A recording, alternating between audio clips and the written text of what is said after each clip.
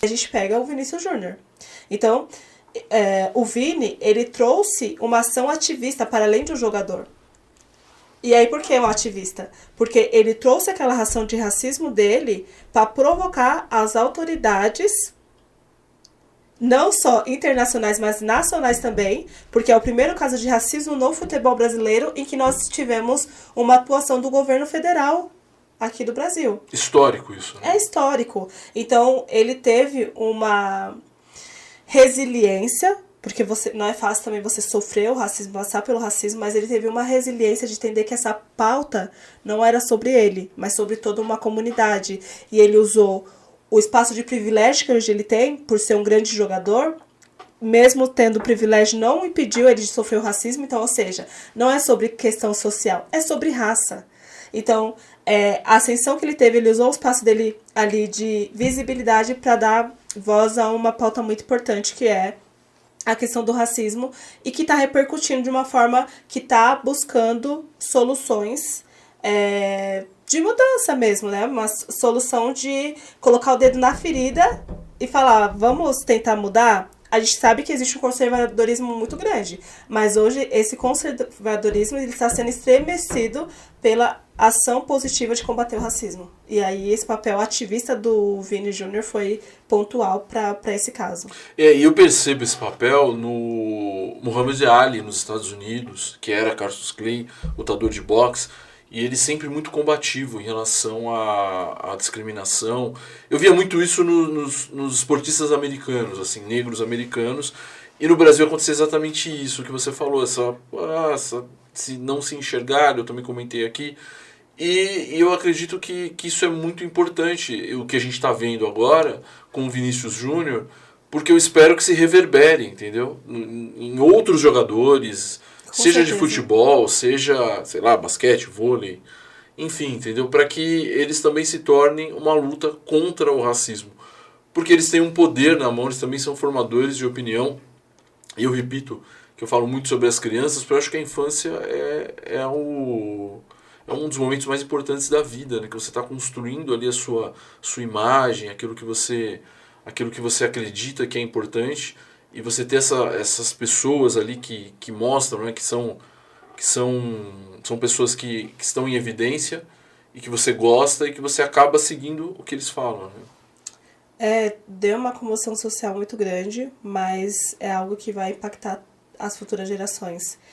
E aí eu fico até um pouco emocionada nessa parte, porque hoje eu tenho um sobrinho que ele é jogador de futebol, o Felipe. Quantos anos ele tem? Ele tá com 7 anos de idade. 7 anos. E ele tá se desenvolvendo muito bem, sabe? Hoje tá já no espaço profissional jogando. No último jogo que eles tiveram, ele marcou 3 gols.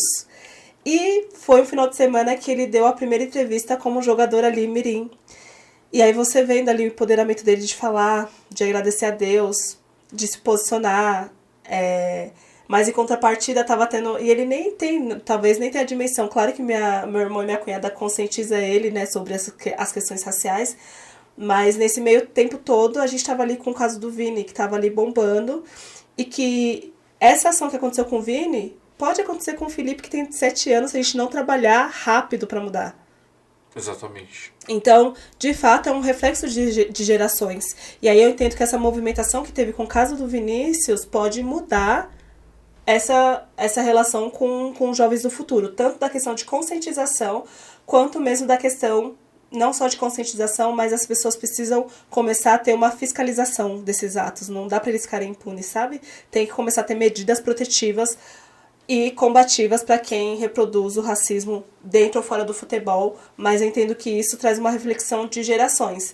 E hoje, o Felipe, ele é uma criança empoderada, mas quanto que a gente tem que trabalhar para que o Felipe não sofra o preconceito que o Vini Júnior sofreu, sabe? Então, de fato, é o que eu falo, é um trabalho árduo de toda a sociedade. Eu li e vi matérias sobre isso, sobre a ditadura do Franco na Espanha. Uhum. Que o comportamento, e eu vou deixar isso muito claro para quem está assistindo, eu não acho que todo espanhol seja racista, mas existem muitos racistas na Espanha. que o comportamento das torcidas espanholas, que as coisas não são assim porque são. Que a ditadura do Franco tem uma influência muito grande para esse comportamento, enfim, do cidadão comum na Espanha. Eu gostaria que o senhor falasse um pouco sobre isso. Bom, primeiro lembrar que a ditadura do Franco foi uma das mais longas da história, né?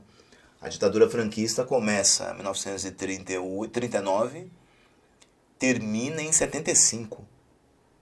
É uma das ditaduras mais longas da história. Há quem diga, mas eu não vou afirmar isso de maneira categórica, porque seria leviandade da minha parte, que explica a hegemonia do Real Madrid. Por que o Real Madrid é o time hegemônico da Europa? Porque era um time que recebia apoio do Estado.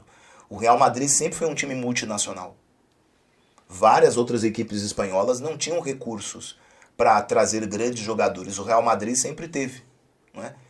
Então que o Real Madrid era meio que um símbolo da projeção espanhola na questão da ditadura. Como o Benfica foi em relação a Portugal, e assim como a seleção brasileira foi, principalmente na Copa de 1970. Mas também em relação ao Franco, que isso exacerbou o nacionalismo em algumas regiões. É o caso, por exemplo, do País Basco. Durante décadas, a equipe do Athletic Bilbao, que é a principal equipe do País Basco, não tinha jogadores que não fossem bascos. Que você, de alguma maneira, utilizava a equipe para reforçar a questão do nacionalismo.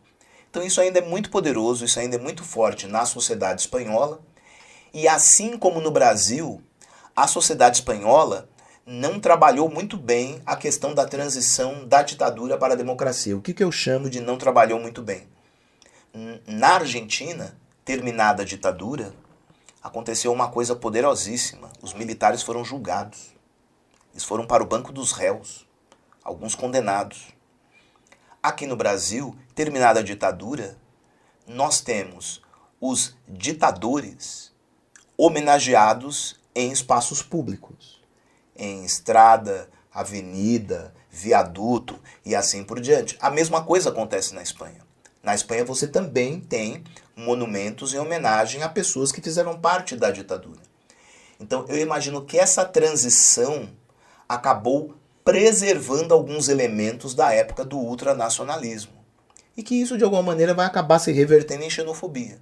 Isso vai acabar se revertendo em outros tipos de preconceito. O que é lamentável. Mas, enfim, que bom que nós estamos discutindo isso. As pessoas podem achar esquisito, mas o único jeito de superar um problema é falando a respeito dele. Se nós não falarmos a respeito dos nossos problemas, não haverá como superá-los. Eu creio que isso é o que incomoda um pouco muitas pessoas, não só na Espanha, mas também no Brasil. Nós não discutirmos a questão indígena favorece o avanço sobre as áreas indígenas e o desmatamento, o garimpo ilegal, a pecuária em áreas de preservação. Não discutirmos o racismo fará com que nós tenhamos com naturalidade pessoas que formam listas de empregadas domésticas ruins, não é? Aquela coisa de não contrate tal empregada porque ela pede muita coisa. Veja só, a pessoa está reivindicando seus direitos legais de trabalho e isso é visto como depreciativo para o trabalho dela. Ela trabalha bem, mas ela pede muito direito, então é melhor não contratá-la. Eu creio que o trabalho... Eu não, né? Um monte de gente já discutiu isso. O trabalho doméstico é um retrato muito claro da escravidão no Brasil. De como a escravidão ainda é muito poderosa em nossa sociedade, os resquícios da escravidão. Joaquim Nabuco dizia isso, né, que o Brasil ainda levaria séculos para se livrar totalmente dos elementos da escravidão. Então precisamos discutir a questão racial, precisamos discutir a questão da discriminação, da xenofobia, do sexismo, da homofobia. Precisamos discutir tudo isso, ou não conseguiremos superar. Aqui no Brasil e fora. Aqui no Brasil e fora.